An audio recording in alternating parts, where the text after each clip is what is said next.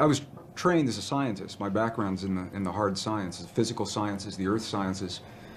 In the 60s and 70s, when I received that training, there was no room for the possibility of the kind of things that we're talking about now, the kinds of things that suggest that our inner world and our inner thoughts, feelings, emotions, beliefs in any way affect the world around us.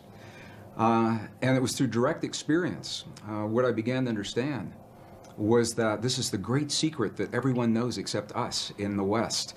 Almost any other culture that we go to, from the monasteries in Egypt and Tibet and India into Bolivia and Peru, the indigenous traditions, little villages in the Andes Mountains, they all know that there is this experience that we can have inside of our bodies that affects our world in some way, and our science simply has not allowed for that historically. But I was trained as a scientist, and I was trained to look in the world around me for my answers, so I began to go to these places. I began to go into the monasteries, all the places that I mentioned. And it was through the direct experience of sitting in the presence of people who have lived and practiced the kinds of traditions that Louise Hay and the other authors I'm so blessed to be sharing the stage and this information with, that they teach about. And what we begin to understand is that this is the place where science got it wrong. There are two places, two assumptions that science has made, modern science. And they're coming full circle and correcting that now. But the first one is that the space that we believe is empty is not really so empty. It's full of a living essence, of a living material that we're only beginning to understand, number one.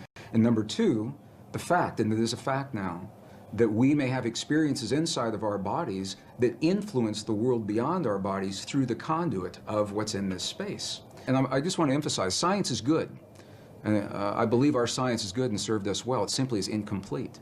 And so it was that path that allowed me to flesh out the missing pieces that we're only beginning to understand today, marrying the best science of our time with the wisdom, 5,000 years of wisdom of our past, into a greater understanding. And that understanding brings us right back to the question. That's a long answer to a short question.